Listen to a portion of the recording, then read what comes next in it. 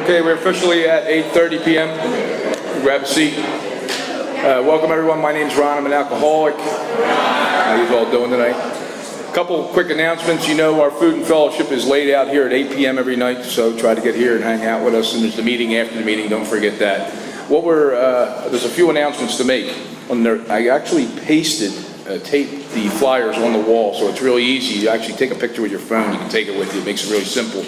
Monday night in this room, there's an Al-Anon anniversary of an Al-Anon ACOA Al-Anon meeting that meets in here. They'll have an AA speaker and a Al-Anon speaker and food. I think there might even be an Al-Anon speaker, but they put out a lot of great food. At least come by and eat their food. It's flyers on the back. They need us. I'm telling you, they don't eat their food. I don't know what the story is. Not like alcoholics. Important, our anniversary is April 27th in this room. We're putting on a mini convention. There'll be 7 speakers from up and down the East Coast. It's all absolutely free with a free lunch. It's up on the wall. Scott T is our night speaker. If you've never heard him in person, do not miss that. Beg, borrow, and steal to be here. We'll have a layout of food, probably around 7:30, 8 o'clock, and then our speaker will come on at 8:30. So also take a picture of that, or else take some of those flyers with you and distribute them, because like we put this on. This whole group is about being of service. That's our whole at our core. So what we try to do is give back. We try to do at least 3 mini conventions, little conferences for the people that have never been to a roundup, a convention, or anything like that there, so they can experience it firsthand. And if you're planning on staying in AA and staying sober a while, it's very good to attend those things. It's a concentrated effort of recovery, and we try to bring in the best of the best that we can find to articulate this program and convey their message of hope and recovery. Anyway, relax, have fun. If I think of something else, we'll hit on it later. Next going to come up here. Oh, yes, wait. Hey, we have 1,000 CDs. They're available free. See me after the meeting. They'll be sitting over there. Good. 1,000.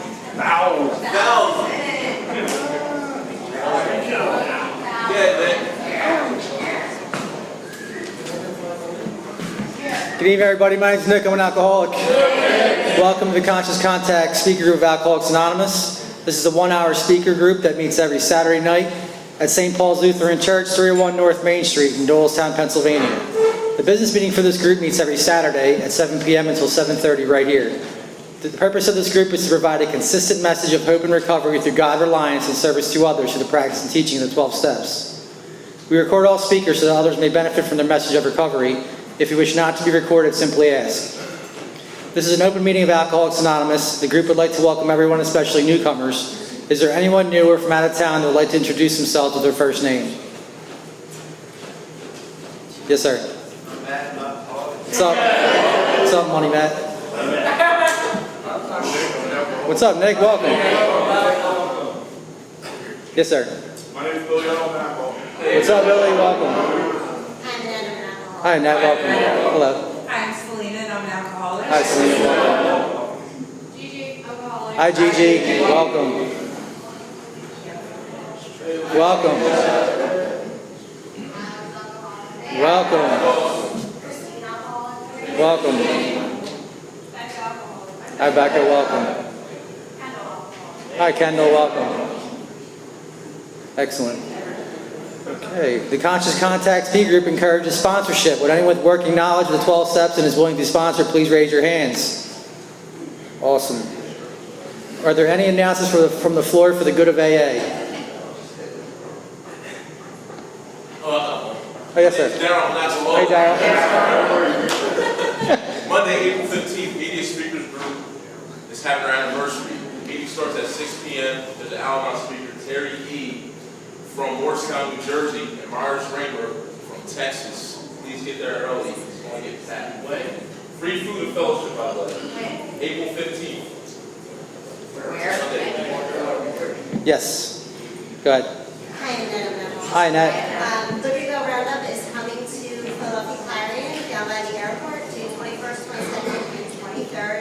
Amazing speakers are coming into town. It's a lot of fun if you've never been. I have flyers if anyone's interested in seeing after the meeting. Thank you. Thanks for that. Yes. Hi, my name is Lynn. Just wanted you to know that we have t-shirts and hoodies and everything in the back there. Thank you. Woo-hoo! Excellent. Yay, Okay. We have meeting lists and big books on easy terms. Please see myself or any home group member after the meeting. If you cannot afford a big book, the Conscious Contact Speaker Group will give you one at no charge. Anyone willing to make donations for the purchase of big book and CDs to help those who can't afford them can put donations in the jar on the table marked big book and CD donations. If you'd like a CD of any speaker past or present, please see me or Ron before or after the meeting. They are available free of charge. And with that, we have Heather to come up and read the AA preamble. Heather.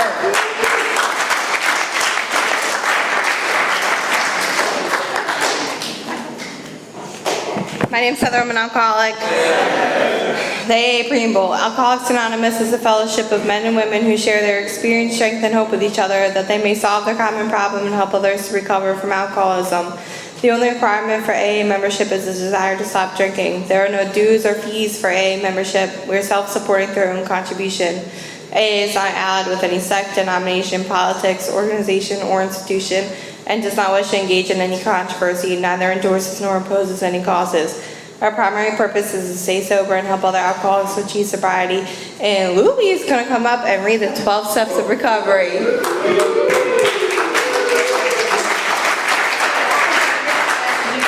can do it.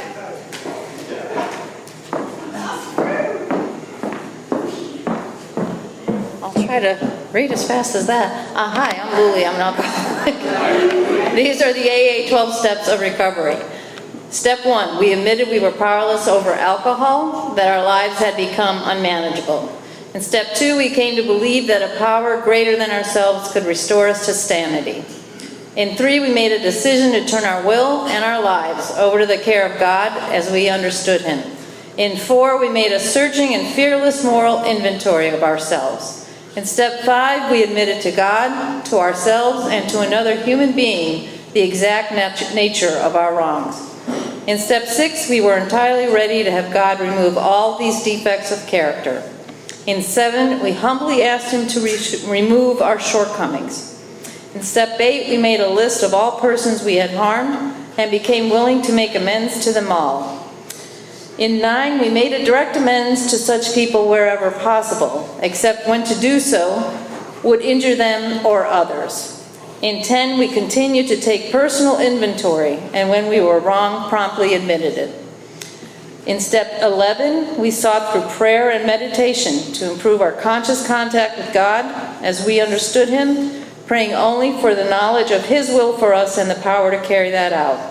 And finally, in step 12, having had a spiritual awakening as the result of these steps, we tried to carry this message to alcoholics and to practice these principles in all our affairs. Nick will come back up.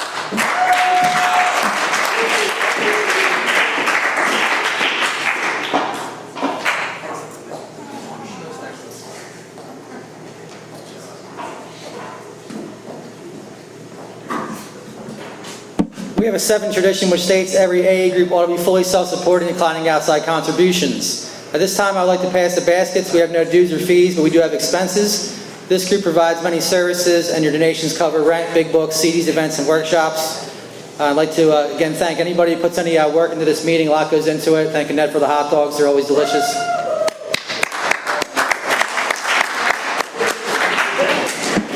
Okay, once again, there is absolutely no smoking on church property. Please take a moment to silence all cell phones and limit movement during the meeting to avoid distractions. Now, which leads to our speaker, a great friend of the Conscious Contact Speaker Group, comes to us on loan from the 164 pages group of Frederick, Maryland, Marianne D.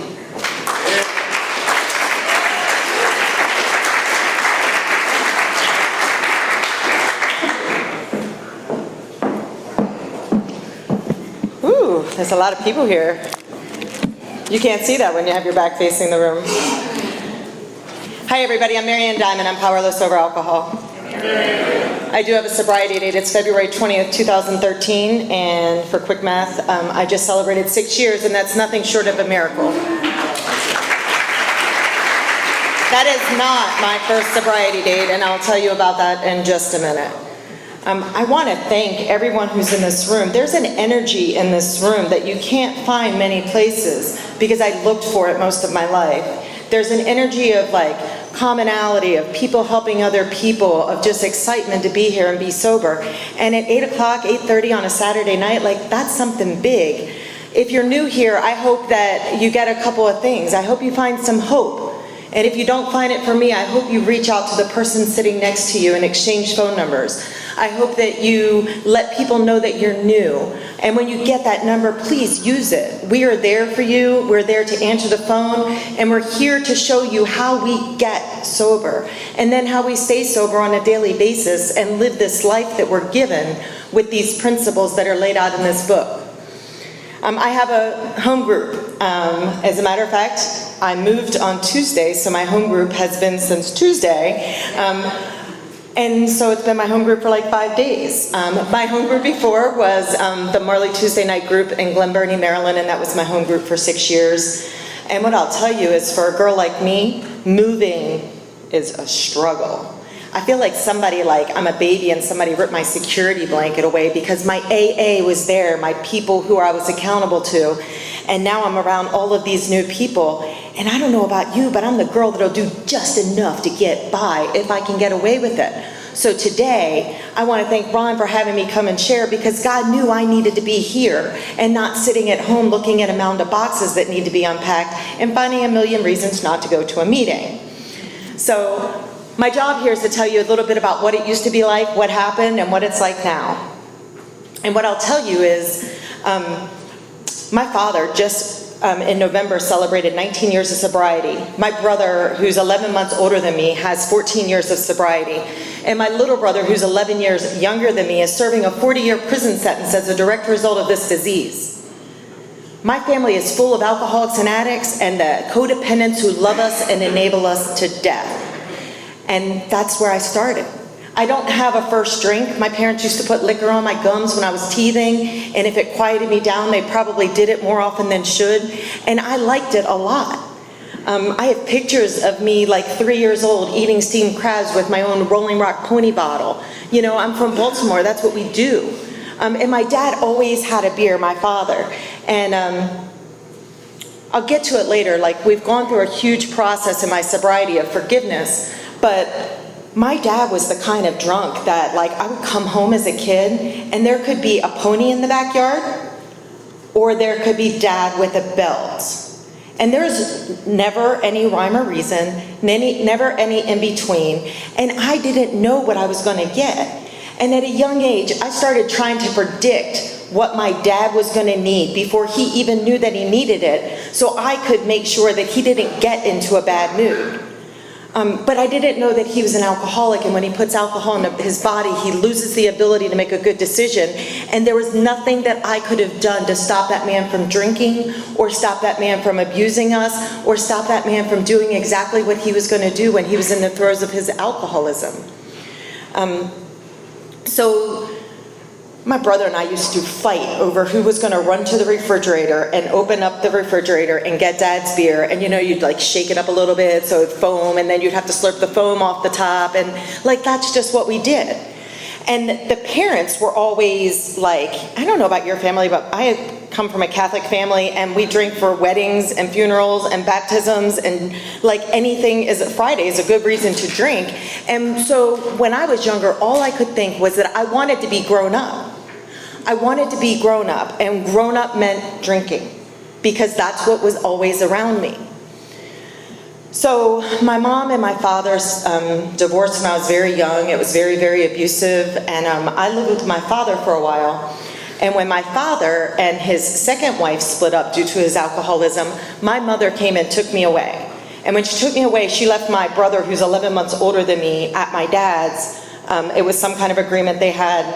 And I went to live with my mom. And let me tell you what, at Dad's house I could do whatever I wanted because he was never there, and if he was there, he was drunk.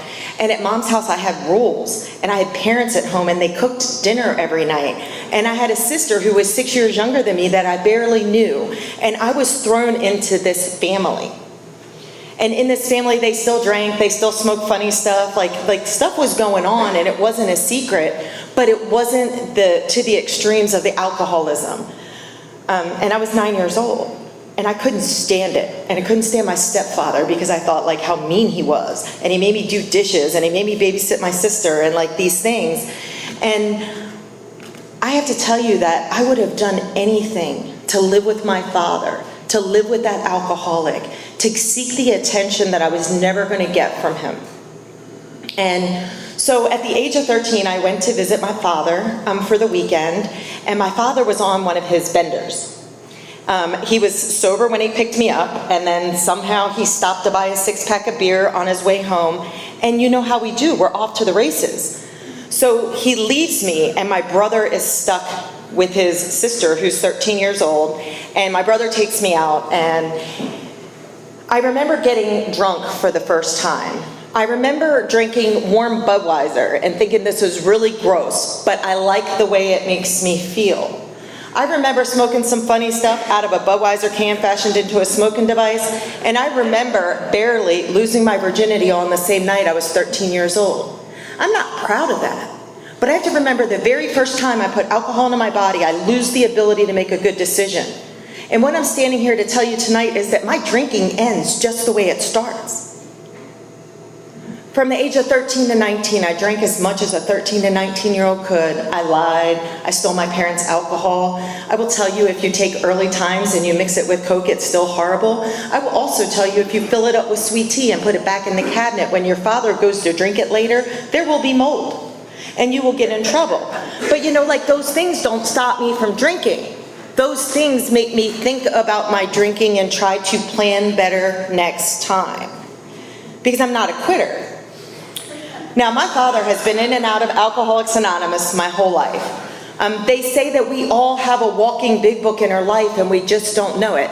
I had a walking big book in my life and I knew it. And what I'm going to tell you was Alcoholics Anonymous doesn't work. My dad had been sober, and then he got drunk, and then he got sober, and then he got drunk, and then he got sober. And you know, when he came in to see you guys and he got cleaned up, like, he was pretty cool. And then he would always go back out, and when he went back out, like, it was just horrible. And so I'm living with my mother and my stepfather. They spend a lot of money. They send me to an all-girls private Catholic high school. And life is not bad unless you live in my skin. And then life is horrible. I'm a victim. My father's an alcoholic. He's abused me. My stepfather hates me because I look just like my father. And I could just give you the list. But when I drank, all of those voices quieted down, and I could laugh, I could have a conversation, I could be funny, I could do all of the things. And I fought for my right to drink. When I was 17, I graduated from high school, and I graduated at Cathedral in Baltimore City, and I hadn't seen my father for like a year and a half. And I remember telling him I was graduating, but you know how alcoholics do, like, I don't expect him to actually show up. And I'm standing there with my girlfriends, and I see some guy walk by, and he looks like Don Johnson in Miami Vice kind of thing, like with his blazer and his like dress shirt. And he's like, "Has anybody seen Marianne Robinson?" And I was standing right there, and there's my father. And he had been sober for about 9 months. And you guys had cleaned him up, and he looked good.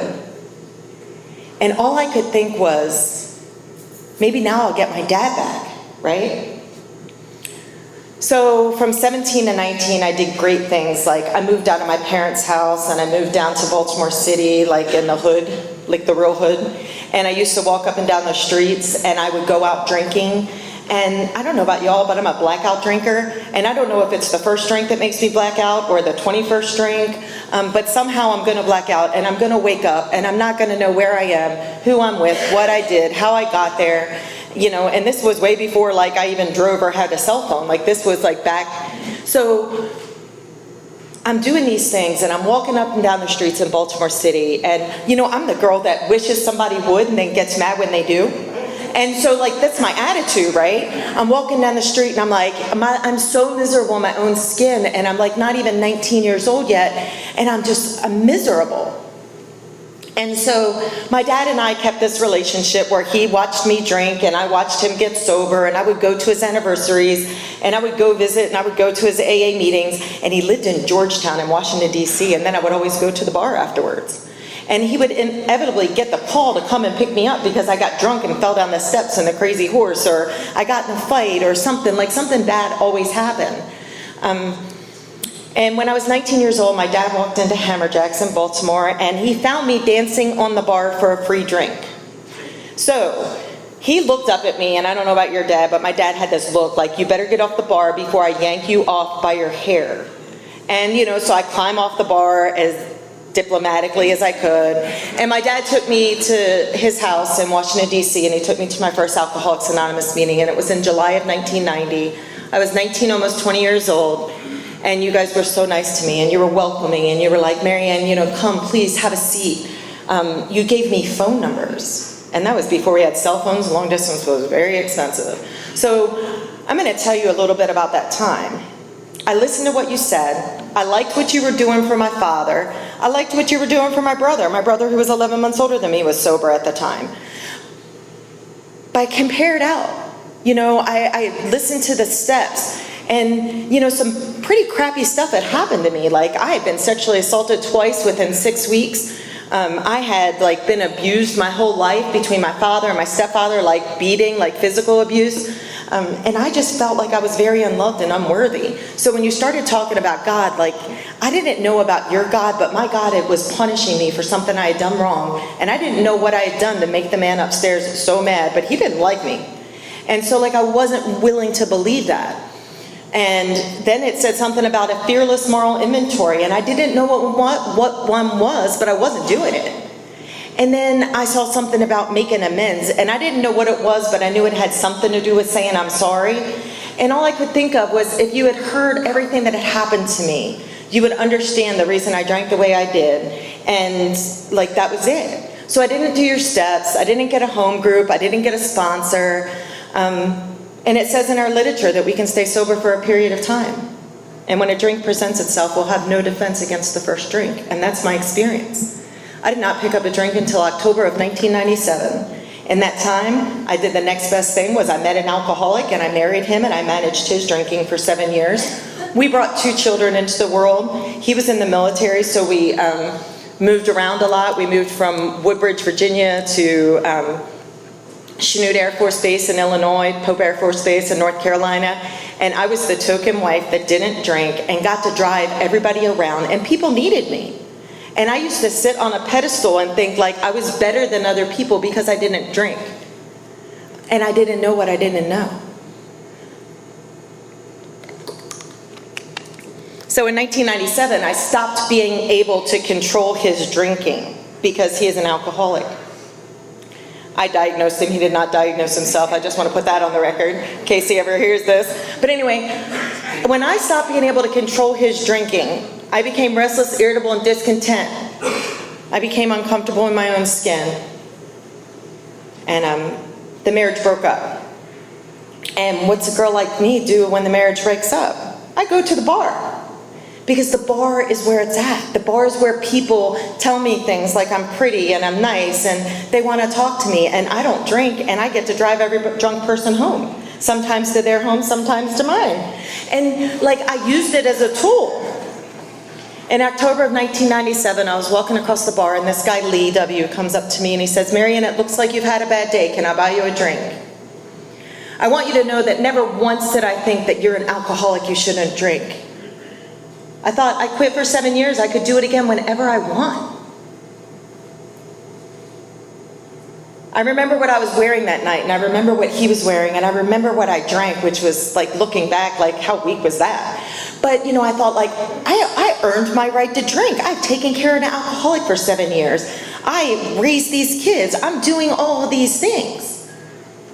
What I'll tell you is it took me 16 long years to find my way back into the rooms of Alcoholics Anonymous. Those little boys were 4 and 6 when I started drinking again. They were born to a mother who had never drank. And they got raised by an alcoholic, which is what I said I would never do and never be. 16 years, we all know how to drink. If we didn't, we probably wouldn't be sitting in these seats. But what I'm going to tell you is I lowered my standards on a consistent basis. Normal people change their behavior to meet their goals and their standards. An alcoholic like me, I'm constantly lowering my goals and my standards because my behavior just doesn't keep up with that. And I'm a blackout drinker, and I don't even know what I did, but it had to be bad because of the way you're looking at me. And so I started bringing Uncle So-and-so around my kids all the time because I thought that was great and some guy was going to save me. And what I found out was that didn't work. And in June of 1999, my stepfather who raised me passed away of cancer. He was 46 years old. And I moved home, like any good alcoholic, to take care of my mother. So I moved from North Carolina back to Maryland, 2 children in tow that were 6 and 8 years old, and I took my mother hostage in her own home. And my mother had just lost her husband of 20 years to cancer, and she's not doing well, and here I am. I don't know about y'all, I show up with my kids, and the first thing I want to do is leave the kids. I'm doing you a favor by letting you see your grandkids, and I want to roll out the door because I have things to do. And I didn't drink in my house, because then I would be like my father. I didn't do a lot of outside issues, because then I would be like my father. I did so many things in 16 years to try to not be like my dad. And what I'm going to tell you is I'm standing here and I'm just another drunk on the bus, just like him. So when I went back out in 97, my father and my brother both started drinking again during that time.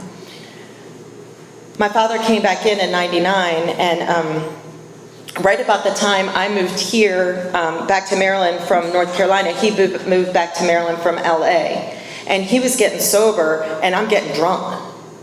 And I'm thinking, if I ever get as bad as he did, I will go to Alcoholics Anonymous. If I ever get homeless, I'll go to Alcoholics Anonymous. If I ever lose an ear in a bicycle accident, I will go to Alcoholics Anonymous, right? 16 years I fought for my right to drink. What I would tell you is in those 16 years, I was a not-so-present mother. I took my kids a lot of places. I was a Boy Scout mom. But I don't know about you, I was on my watch. What time can I get home and get these kids in bed and leave these little boys sleeping so I can go out and drink the way I want to drink and hopefully make it back by the time it's time to wake them up for school tomorrow? I'm not proud of leaving my kids by themselves. What I'm here to tell you is when I put alcohol into my body, I lose the ability to make a good decision. And the drink is the only thing that means anything to me. And once I pick up the first one, I'm off to the races. Sometimes we might have had like 2 or 3, but why? I'm more. And I was a beer and a girl. So if you have a beer and a something else, I'm happy to oblige you by doing your something else. So, here I am. I'm lowering my standards. I'm not around for my kids. My kids are waking up in the morning and saying, "Where were you last night? I woke up and you weren't here." And I would be like, "Oh, I just went to the store," or "Oh, I was at the neighbor's house." You know how we do. And I have no idea. I have no idea what's going on. In 2009, I lost a 14-year career, 10 years at the same job, as a direct result of this disease, because when I get drunk and take some medicine that says take as needed, and I think I need a half a handful, then I can't show up to work. And when I can't show up to work to my job that I've had for 10 years, my boss gets a little upset. And instead of saying, "I'm sorry," instead of changing my drinking behaviors, I was like, okay, well, I'll just file for unemployment. Then I cannot work. And then I found this great job bartending. Now, a girl like me makes a lot of money bartending because I can talk to anybody. I can make you think like you're it for a minute. And like that, and I remember people's names, I remember people's faces, and more importantly, I remember what you drink. I don't know if I made the bars I work for any money because I gave all their stuff away so I could get your money as a tip. But I made a lot of money. And I started bartending full-time and bar managing full-time. During that time, I ended up in the hospital 3 times in 6 months in alcohol-induced comas.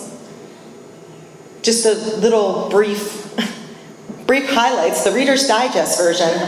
They can find a girl like me naked in the Baltimore Marriott in the hallway because I don't know what room I came out of and I don't know where any of my stuff is. And they can take me to the hospital. They can find a girl like me passed out at Meriwether Post Pavilion, which is our outside concert pavilion, because I get drunk and I don't know what I've done and I don't know where I am. And when I pass out, I'm done. And they found me on the curb in Ocean City, Maryland. Passed out on the curb, they thought I was dead. And they called the ambulance, and the ambulance came and picked me up. I remember waking up the next day and they said, "Miss Diamond, are you done?" And I was like, "Done what?" I mean, last I remember was like 11 o'clock. I was still having a good time. What happened between then and now that's so bad? And they said that I was kicking and fighting, and they were trying to pump my stomach because my blood alcohol level was a .302. And they told me that I needed to contact a doctor about my alcohol problem. They also said I should not be drinking alcohol and taking my medication. And I don't know about you, but I'm a good alcoholic, so I just stopped taking the medicine. Because not drinking is not an option for a girl like me. And I get out of the hospital, and they're like, "Who are you going to call and come pick you up?" And the only person's number I have in Ocean City, Maryland, where I'm there on vacation, is my 15-year-old who just got his learner's permit and has the keys to my car because he didn't want me drinking and driving. And I have to call him and ask him to drive to Berlin, Maryland, 25 minutes away without a driver's license to pick his mother up. It's where my alcoholism takes me. My alcoholism has also taken me places where I end up in many places I have no idea where I am. I have no idea who you are, how I got there. I've been in jail a couple times. I woke up in Melbourne, Florida because I thought it was a good idea to watch the space shuttle take off. I woke up in Nashville once. I just go on trips and I have no idea how I got there. And I drove. Like, we're not talking like I got on a plane and did something like really cool. No, I got in the car and just decided to drive.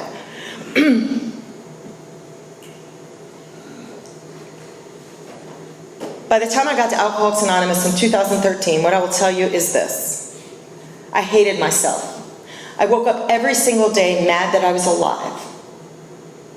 I used to drive to work, and I would wish like a tractor trailer would just come over and take me out of my misery. And then at least I could die like a glorified death instead of just being the drunk that I had become. If you tell people to leave you alone long enough, sooner or later they start leaving you alone.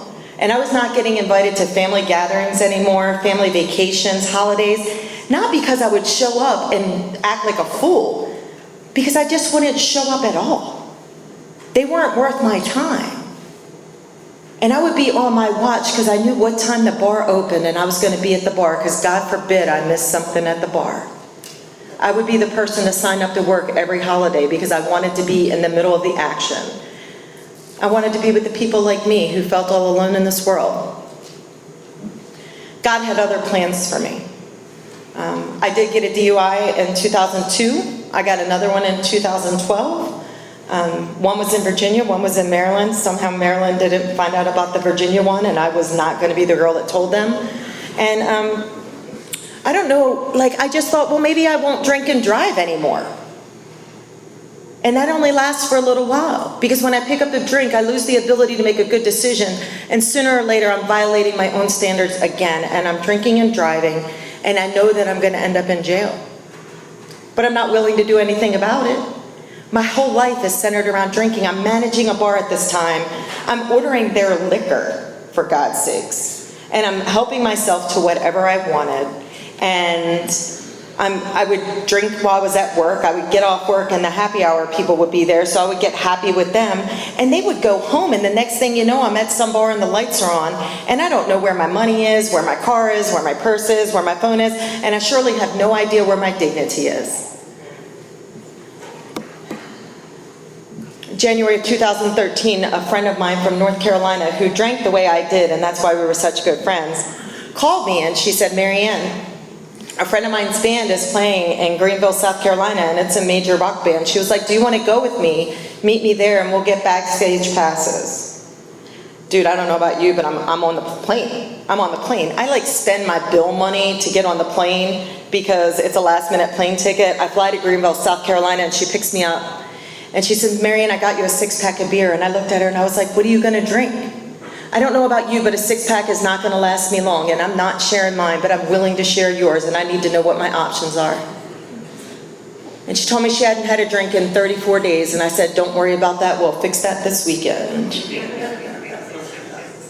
You see, I don't know what I don't know.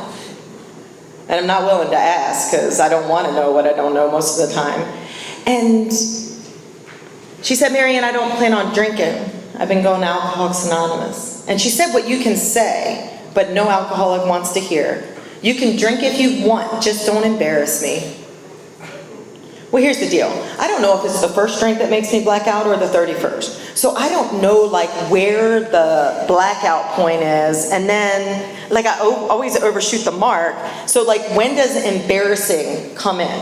When does it come in? Like it could be really, really soon because I'm obnoxious and I'm a lot of person. Or it could be like really, really later if I'm like kind of like chill.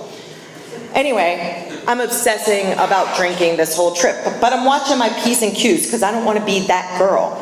It would have been much easier if she was drinking. She could have been that girl and I could have been that girl's friend, right? So we go to the concert. Her band is the opening band. They play. The main act comes on. They come and get us to go backstage. Now, I'm prepared because I don't want anybody to know I'm drinking. And I had Fireball miniatures stuffed in my bra, in my boots, like everywhere, like in my pants pockets. And I keep going and buying Sprite and dumping Fireball shots in it because I think like maybe she'll just think I'm chewing some cinnamon gum. And they come to get us to go backstage, and here's my thought. I'm all out of shots. And I don't have time to go get a drink before we're going backstage, and now what am I going to do? So we go backstage, and there's a room in the back, and there's a table in the middle with a bunch of chairs around it, and she goes and sits at the table with her friends, and I sit on the outside because I am uncomfortable in my own skin and I can't breathe, and I'm thirsty. This guy says, Marianne, I have a Corona left. Do you want it? First of all, I'm not giving you my last beer, and second of all, it is Corona without a lime. And I don't know whether to drink it really, really fast because I'm thirsty, like alcoholic thirsty. Like I'm so uncomfortable in my own skin, I cannot breathe thirsty. And I don't know whether to drink it really, really slow because I don't know how long I'm going to be stuck back here.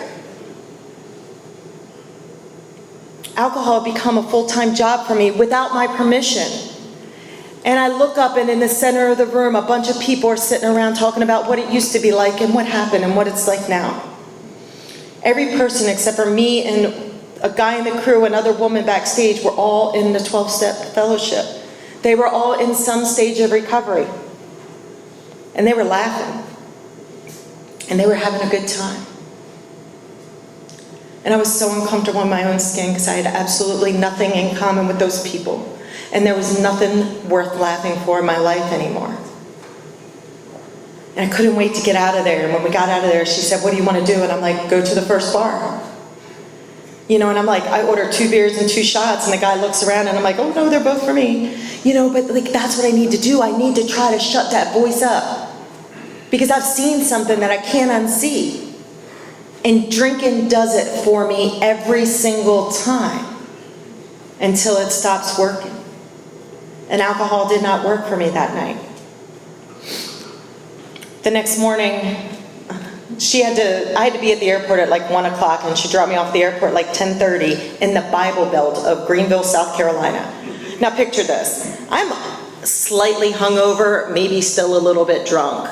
I am still kind of agitated that I had to hang out with like sober people. Although like the experience was okay, I was so consumed with not drinking, I didn't even talk to the people that were in this great band. I did not enjoy my rock star moment. And I'm in the airport, and all I could think of was I'm pretty sure that there's still a Fireball Mini somewhere in my purse because the bar's not open yet. And I start rooting through my luggage, and these people are singing hymns because it's Sunday morning, and they got God. And I'm like, you've got to be kidding me. I get on the plane. I ordered 2 beers before I even sit down, and she was like, it's a really short flight. And I'm like, I'll have one gone before the flight even takes off. The woman next to me is so scared. She's got her Bible and she's rocking back and forth and praying. And I'm like, I cannot get away from this God thing. Like, I got to get out of here. And I fly into BWI, and I wish I could say like I was struck sober. But that doesn't work for a girl like me. So I get into BWI. My boyfriend picks me up, and he's really excited to see me because I've been gone all weekend. And he takes me to dinner. And I can drink, and I can breathe. And then he takes me to the bar so I can say hi to a couple of friends. And the next thing you know, I'm making him bring my suitcases into the bar to leave them because he's ready to go home. It's Sunday night. And I'm not going home because I have flipped the switch now. And I've lost the ability to make a good decision. The only way I know where I was that night is because of credit card receipts. I'd spent all my money while I was gone, so I was living off credit cards. And I had no idea I was at the places I was at. And like, I was seeking lower companionship, there is no doubt. I mean, we all know those bars. And I was at one of those bars in Glen Burnie, Maryland. And so that was on Sunday night. And I drank for a couple more days. And on Wednesday, the 20th of February, I woke up and I thought, I wonder if I could just not drink today. Just not drink today. And I did. And I want to stop real quick because I want to read this. It's from page 8. How dark it is before the dawn. In reality, that was the beginning of my last debauch. I was soon to be catapulted into what I like to be called the fourth dimension of existence. I was to know happiness, peace, and usefulness in a way of life that is incredibly more wonderful as time passes. Near the end of that bleak November, I sat drinking in my kitchen. With a certain satisfaction, I reflected there was enough gin concealed about the house to carry me through that night and the next day. My wife was at work. I wondered why I dare hide a full bottle of gin near the head of our bed. I would need it before daylight. That was my life. It was so bleak. I'd become a non-participating member of my own life. And what that means is I was showing up every day, doing as little as possible to get by, and I couldn't wait for the next drink, the next adventure, the next everything, because I'm an alcoholic. So I didn't drink on the 20th of February. And I woke up the next day and I was like, I wonder if I could not drink again. And I did. And I did that for a few days. And I'm bartending and I'm managing a bar and I'm ordering alcohol. And there's some days I'm at work and I just can't breathe and I don't know what's going on and I'm just like running all around and people are like, what's wrong with you? And I can't tell anybody that I'm not drinking. You know how it is, like I'm gonna quit and I'm not gonna drink today. But by 3 o'clock I have a drink in my hand and I don't know how it happened. And I just was sure that there was gonna end up being a beer in my hand and people were gonna say, I knew you couldn't do it. And so I suffered, and I suffered in quiet, except for that girl who lived in North Carolina. She knew that I hadn't had a drink. And she reached out to my father, and on Wednesday the 28th of February, my phone rang and it was my dad. And when the phone rang and it's Dad, you say, Dad says, Marianne, how you doing? And you say, fine, how are you? And he loves to talk about himself, so I don't have to talk about me anymore. Instead, he said, Marianne, how are you doing? And I said, Dad, I haven't had a drink in 8 days and I'm not going to make it till 9. You see, Wednesday's ladies' night. Wednesday, I know where I can go and I can drink for free and I can end up doing what I want to do with the people I want to do it with. And my dad said, Marianne, you don't have to drink. Thank God you're sober. Let me find you a meeting of Alcoholics Anonymous. And he went on to Baltimore Intergroup, and we have a great website, and he found me a meeting. And he found me this meeting, and he said, now this is a closed meeting of Alcoholics Anonymous. And I was like, well, I can't go then. And he said, well, Marianne, it's for people who think they have a problem with drinking. And I said, I'm not real sure. And he said, you can go. But I insisted that he find me another meeting because I thought that was a little too much and they might be a little judgy. And I wasn't sure what I was. And so I walked into the basement of BWMC Hospital in Glen Burnie, Maryland for the first time on February 28th. I was 8 days sober. I was scared to death. I didn't want you to know I didn't know. I didn't want you to know I was scared. More importantly, I didn't want you to know that I wasn't committed to not drinking. My dad said something to me that day. He said, Marianne, you never have to feel this way again. And that gave me a shred of hope. And I was committed to getting out of pain. That like sickness in the soul pain that only a program like Alcoholics Anonymous can cure for a girl like me. And I walked into the first meeting and there's a table and there's a guy at the first table and he's a customer at my bar. And I'm like, oh crap, now everybody's gonna know I'm an alcoholic.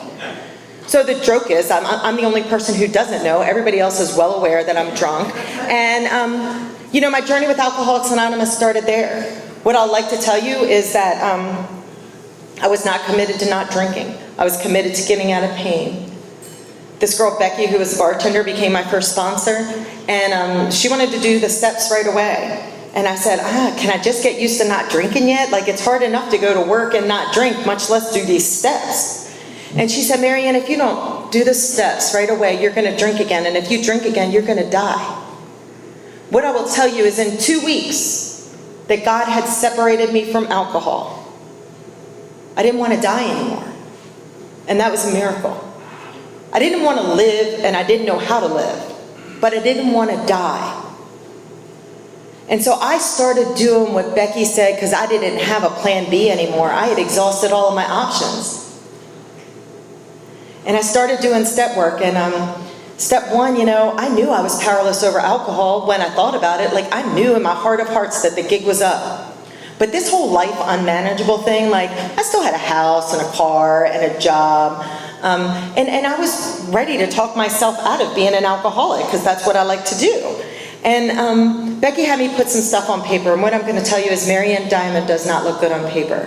Remember the plane ticket I bought and spent bill money? I never paid the bill, so I was living in a house without electricity.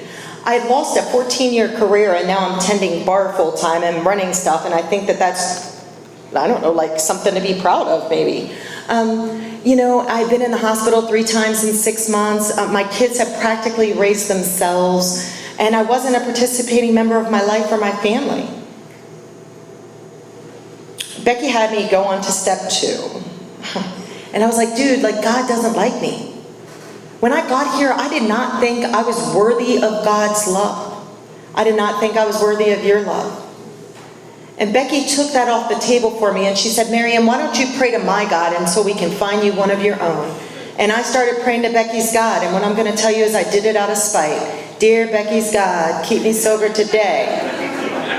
But the joke was on me, you see, because I was praying to something bigger than myself that I didn't necessarily believe in. And it says it. All we have to do is crack the door of willingness, and God's grace gets to shine through. We don't get to pick how much light comes in. It's just enough. It's just enough.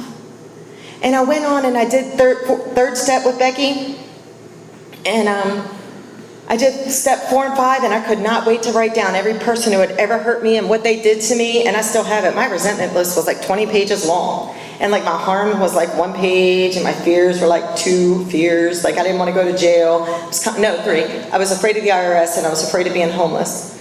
But I was living in a house without electricity, and that's okay. So, you know, like I had everything was so mixed up.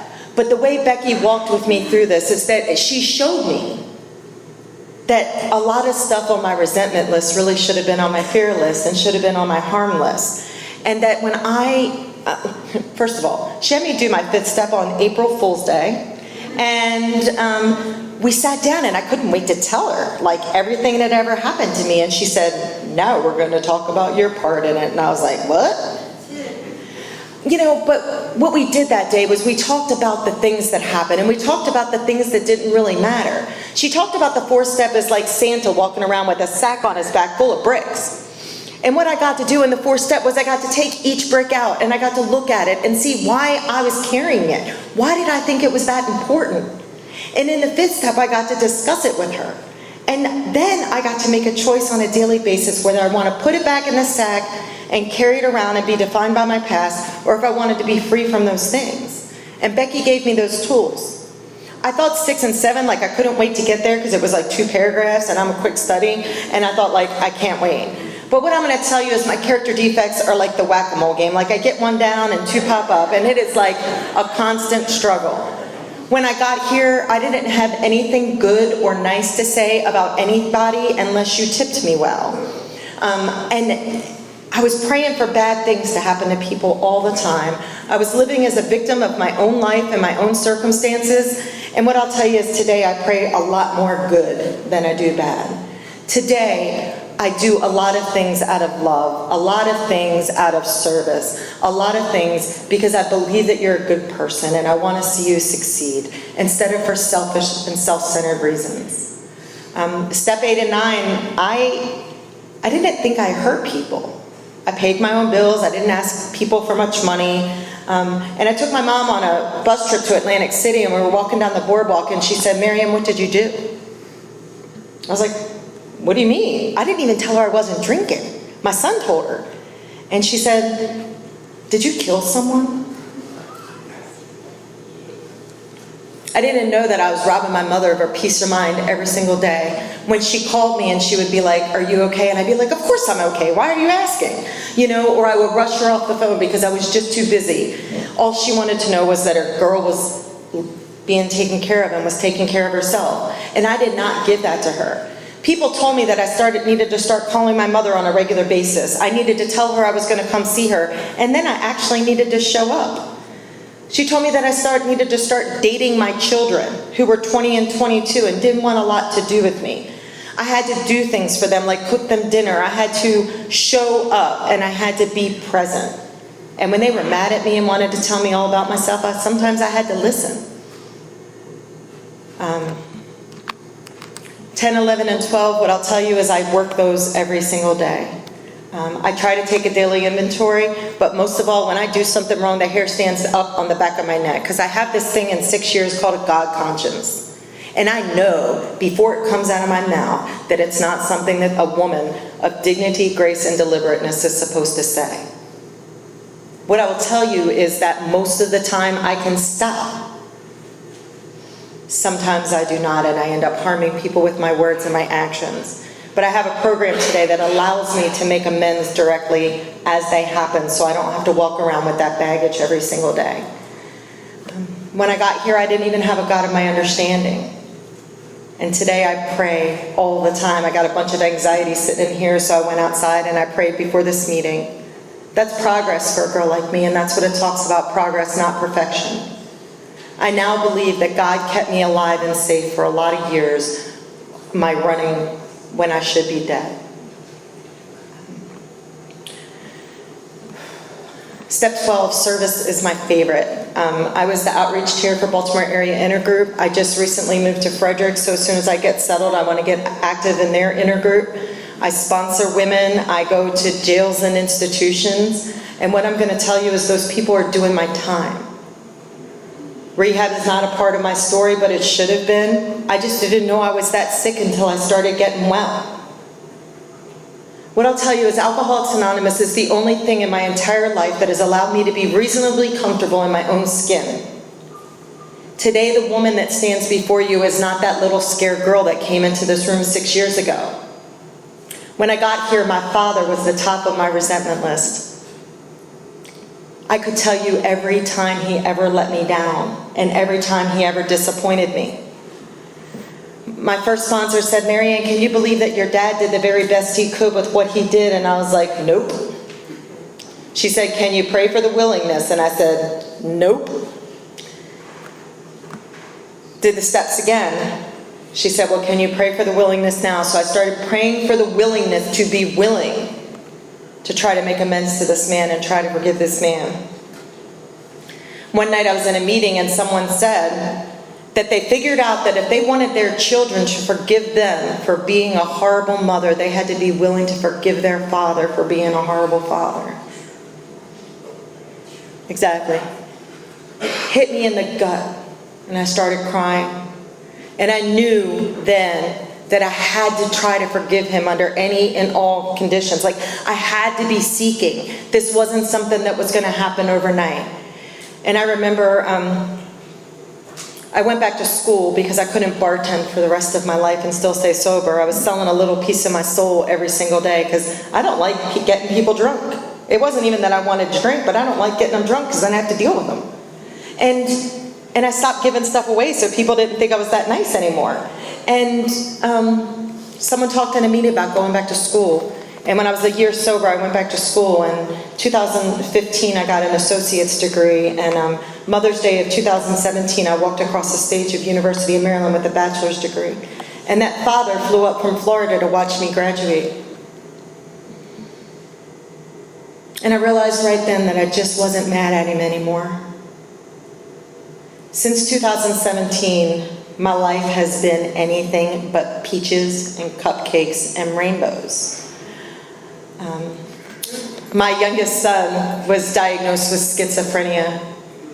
He also came to me and said that he was transgender and was supposed to have been born a girl, so the child that I had as a boy for all of his life had now became a daughter, and like a crazy one. And so in 2017, I had to have my son removed, 2016, I had to have my son removed from my home with 14 cops and beanbag guns because my son was talking about killing me and he was sleeping with swords. And I was trying to stay sober every day. And I was afraid to leave my house because I didn't know if I came back home if my kid was going to be alive or dead. And I was afraid not to leave my house because I knew if I didn't leave my house I was going to go crazy too. What I'll tell you is Alcoholics Anonymous shows up. People came and sat with me in the dark while I cried.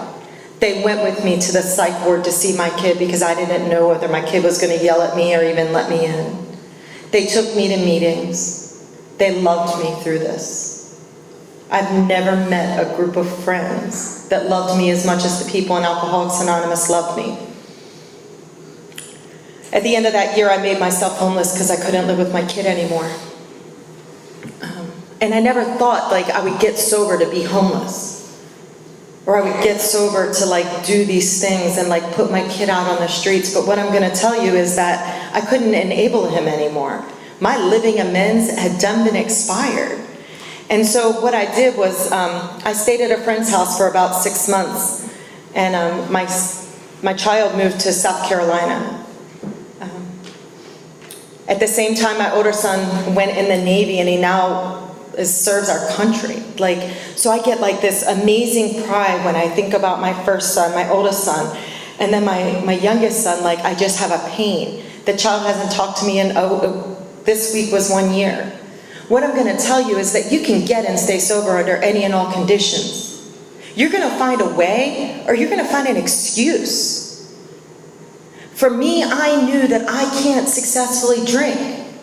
When I drink, I lose the ability to make a good decision. And today, I will do anything to fight for my sobriety because I finally have something in my life worth fighting for.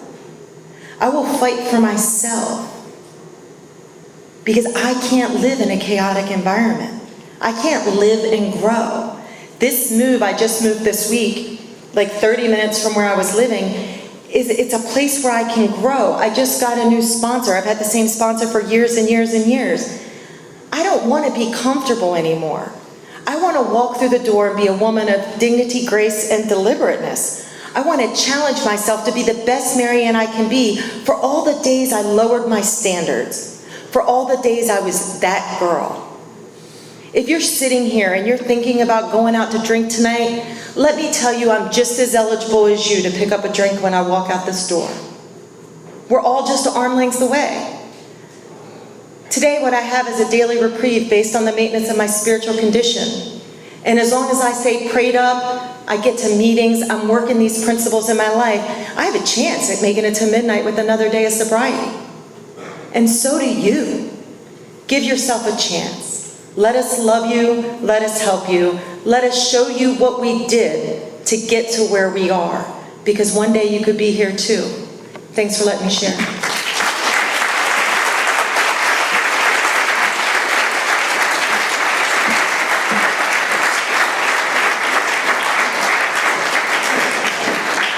Let's thank Marianne one more time, please. Thank you.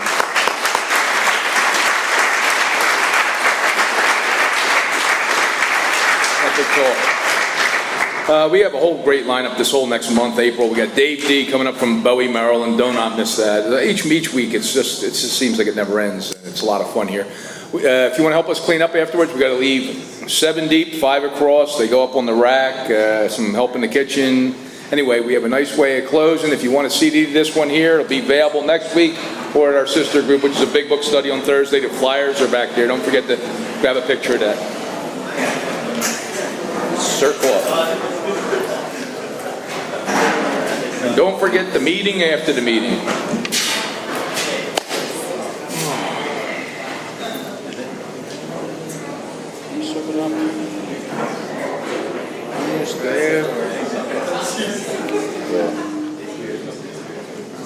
is there? All right, let's take a moment of silence. Use it for whatever you'd like. And if you care to join us, we'll end with the Lord's Prayer. Our Father, who art in heaven, hallowed be thy name. Thy kingdom come, thy will be done, on earth as it is in heaven. Give us this day our daily bread, and forgive us our trespasses, as we forgive those who trespass against us. Lead us not into temptation, but deliver us from evil. For thine is the kingdom, the power, and the glory, forever and ever. Amen. Keep coming back.